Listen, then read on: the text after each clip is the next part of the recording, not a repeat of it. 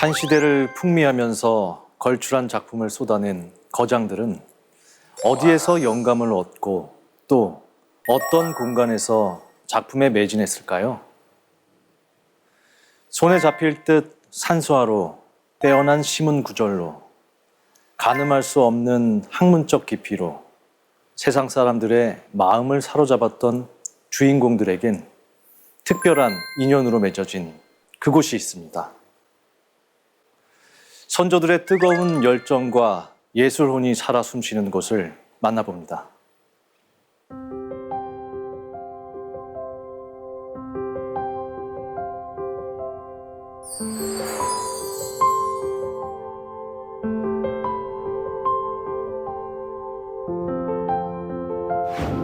산인 듯 바위인 듯 꿈결인 듯 생시인 듯 강물 위에 떠있는 세 개의 봉우리, 단양 8경 중 제1경으로 꼽히는 도담 삼봉입니다.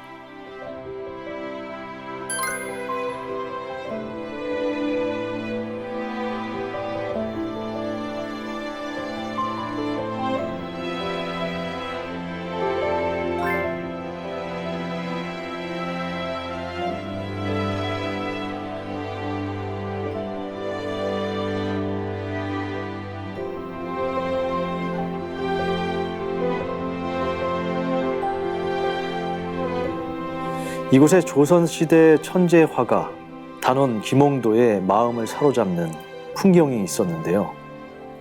단양 8경 중 5경인 사이남입니다.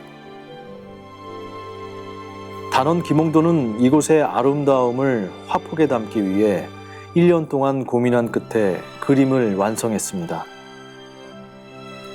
그림에 천부적인 재능을 가진 그에게 쉽게 붓을 허락하지 않은 사이남을 보고 추사 김정희는 하늘에서 내려온 한 폭의 그림이로세 이렇게 칭송했다고 합니다.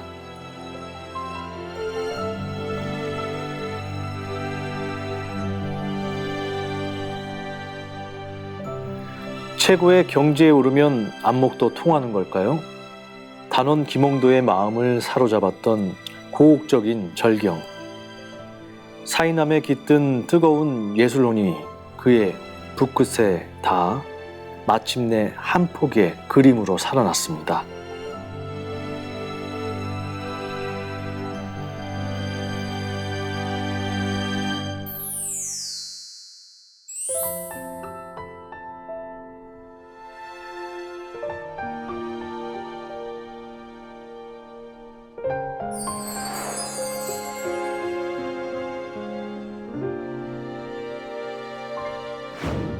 해남 노구당과 함께 남도 회화의 산실로 꼽히는 진도 울림산방. 조선 후기 남정화의 대가, 소치허련의 화실입니다.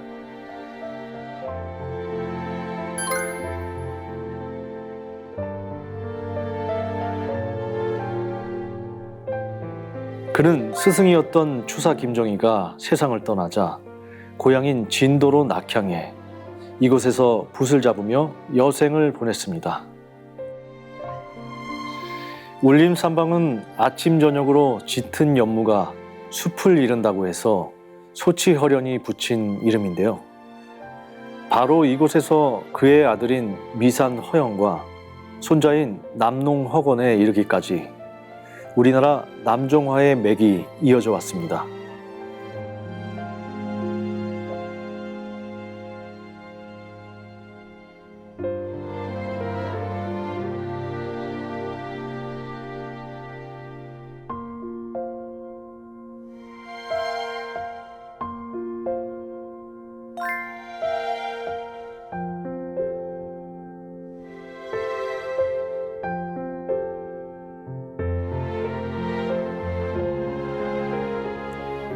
눈이 가는 곳마다 평화로운 절경이 마음을 감싸주듯 한데요.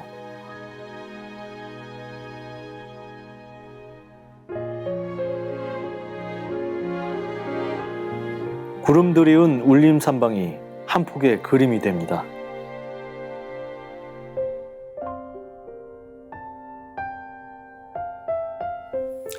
저도 드라마나 영화 촬영하면서 산 좋고 물 좋은 명소들 많이 다녀봤는데요.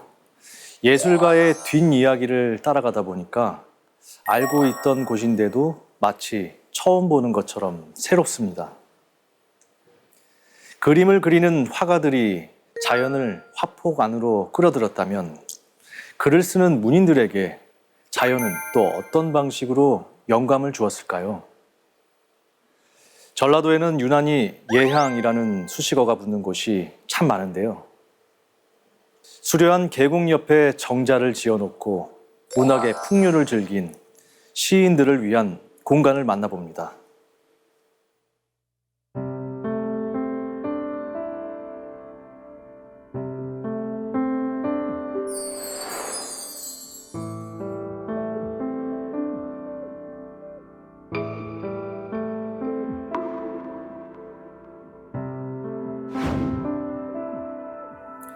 무등산 서북쪽의 원효계곡 줄기를 따라 펼쳐지는 풍경이 한 폭의 산수와 같습니다. 수려한 풍경을 따라 시인 묵객들의 발길이 이어지면서 호남에 이름난 정자들이 많이 자리하고 있죠.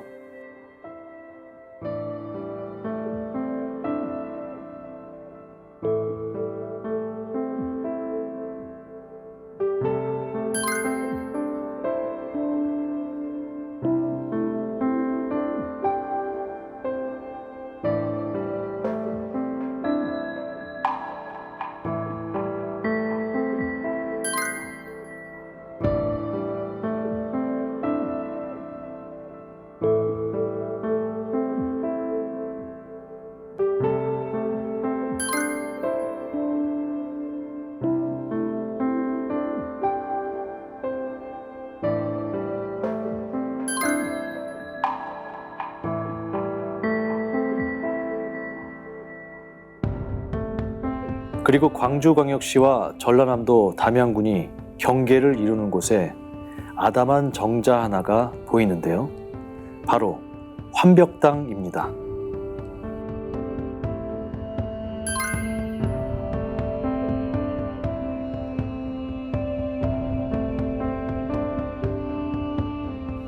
가사문학의 대가 송광정철이 벼슬길에 나가기까지 이곳에 머무르면서 공부를 했다고 합니다.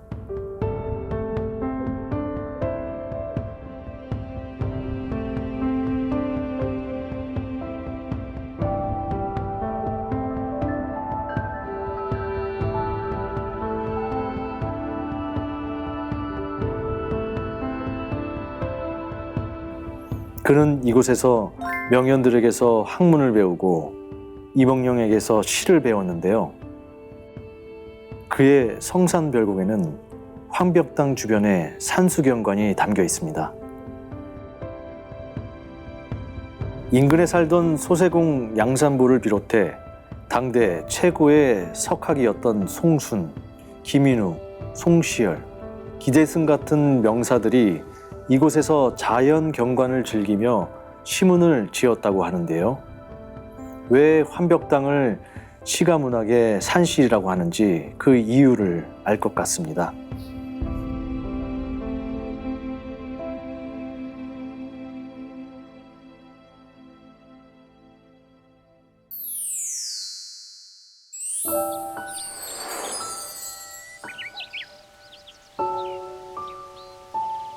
남도의 끝자락 만덕산 기슭에 자리한 다산초당은 조선 후기 실학을 집대성한 다산 정약용이 유배 생활을 한 곳입니다. 1801년 천주교도 박해 사건에 얽혀 강진에 유배된 정약용은 18년을 강진에서 보냈습니다. 그 중에 10년을 다산초당에 머물면서 실학 연구에 몰두했는데요. 그는 이곳에서 목민심서, 경세유포를 비롯해 무려 500여 권의 방대한 책을 완성해냈습니다.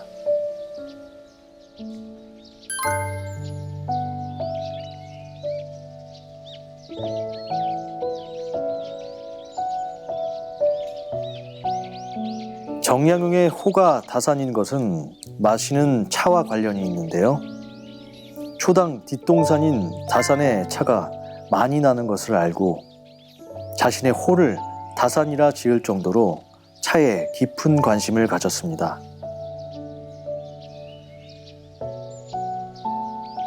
직접 차나무를 가꾸고 손수 만든 차를 마시며 학문과 지필에 몰두해 있는 다산의 그윽한 표정이 눈에 보이는 듯 합니다.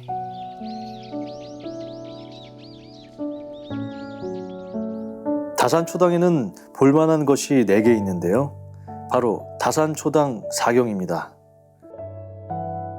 다산초당 제1경은 정석입니다.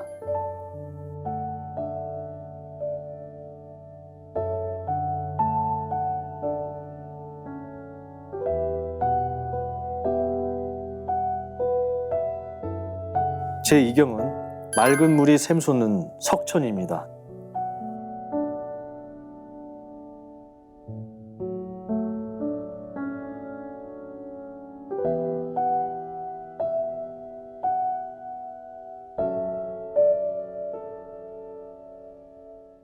다산초당 3경은 초당 앞에 자리한 평평하고 넓은 돌로 다조라고 합니다. 그가 차에 얼마나 깊이 정성을 기울였는지 알 수 있는 대목이죠.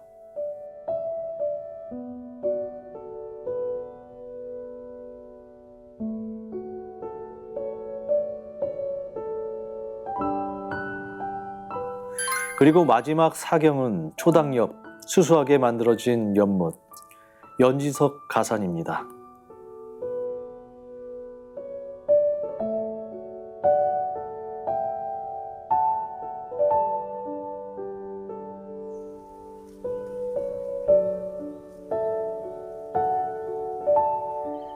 다산 정약용은 이곳에서 여러 편의 시를 지었는데요.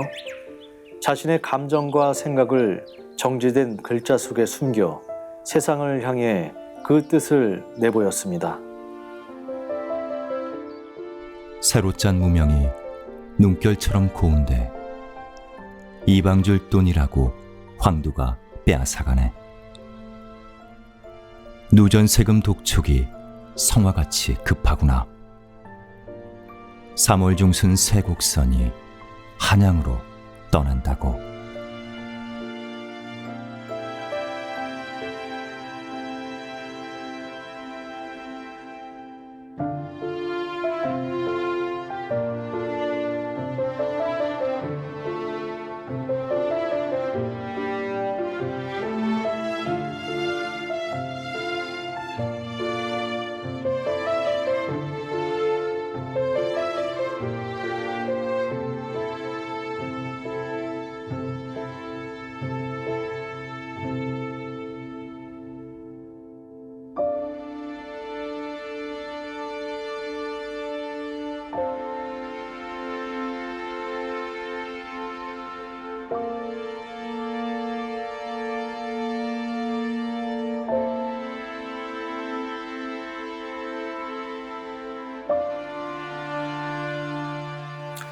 낯선 유배지에서 무려 500여 권의 방대한 책을 저술했다니 정말 믿기질 않습니다.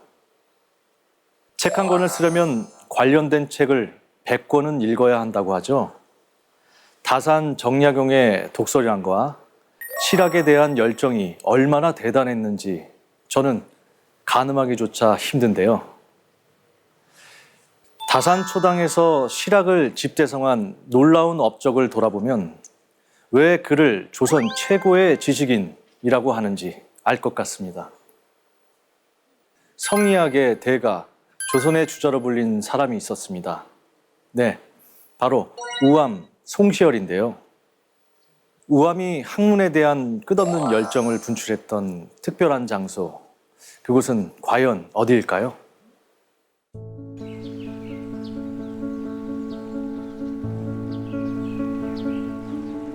속리산 화양동 계곡은 예로부터 금강산 남쪽에서 으뜸 가는 산수로 손꼽히던 곳입니다.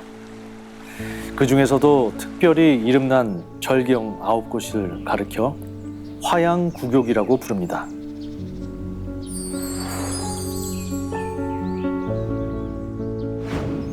충청북도 괴산군 화양동 골짜기 화양서원에서는 봄, 가을 1년에 2차례 제사가 열립니다. 제사를 받는 주인공은 조선 중기의 성리학자 우암 송시열. 그는 조선의 성리학을 집대성한 대학자였습니다.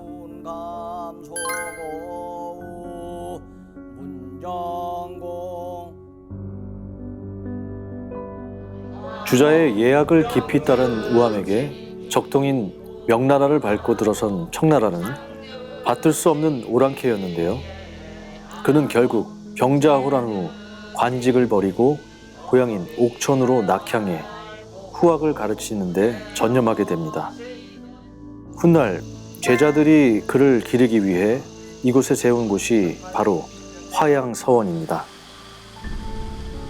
송시열이 세상을 떠난 지 몇 세기가 지났지만 지금도 그의 가르침을 배우려는 사람들이 복원된 화양서원을 찾고 있습니다.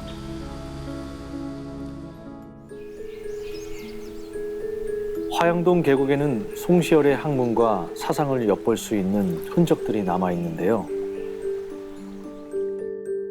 그는 9곳의 절경을 찾아내고 화양구곡이라는 이름을 붙였습니다.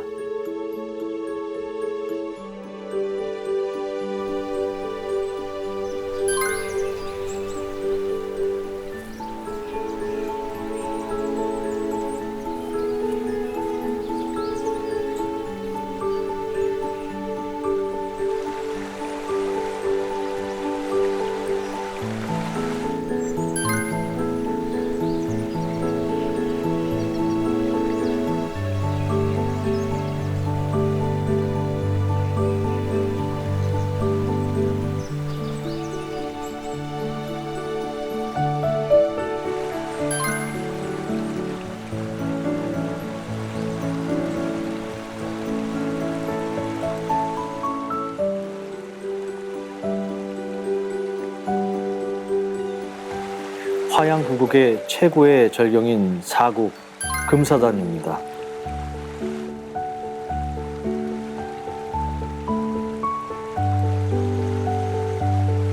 송시열은 금사단 바위 위에 암서재를 짓고 이곳에서 글을 읽었는데요. 암서재 맞은편 바위에는 송시열이 직접 썼다는 글씨들이 새겨져 있습니다.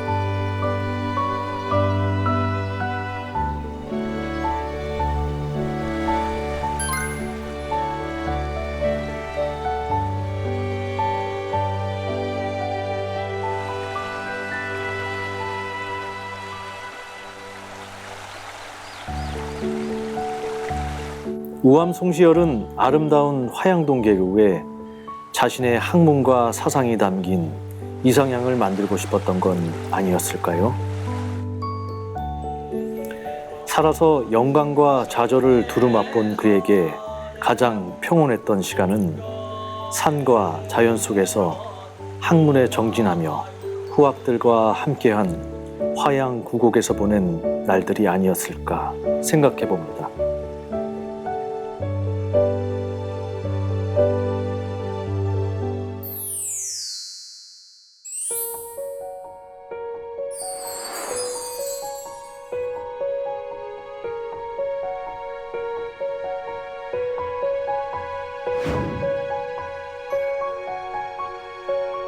고준 선비의 정신을 대표하는 조선의 학자 우암 성시열과 떼놓을 수 없는 곳이 또 있습니다.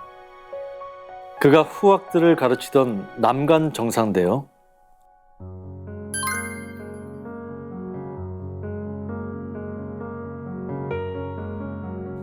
배움의 끝이 없음을 몸소 실천한 송시열은 화양구국에서 멀지 않은 대전 동구 가양동에 사설 교육기관인 남간 정사를 짓고 지역의 유생들을 가르치면서 학문에 대한 마지막 열정을 불태웠습니다.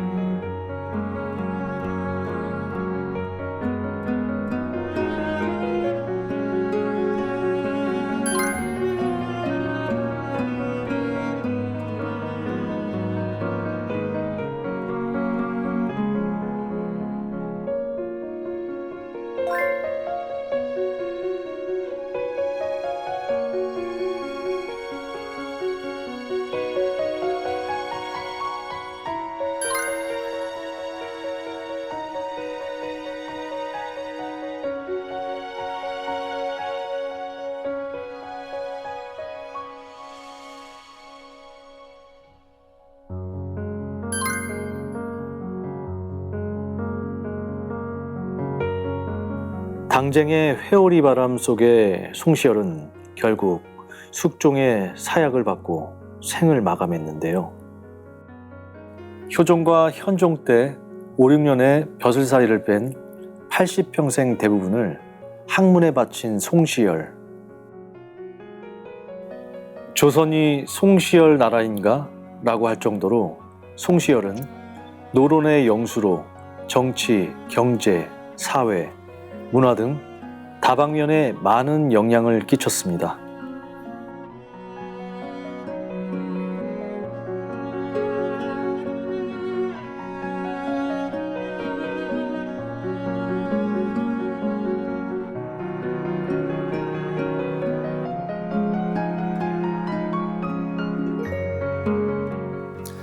뜨거웠던 예술혼과 학문에 대한 열정이 깃든 공간은 눈부신 작품과 함께 치열했던 삶 자체가 주는 깊은 울림이 있습니다. 아름다운 자연과 함께 오랫동안 담아두고 싶은 빛나는 무형유산, 담고 싶은 한국인의 정신입니다.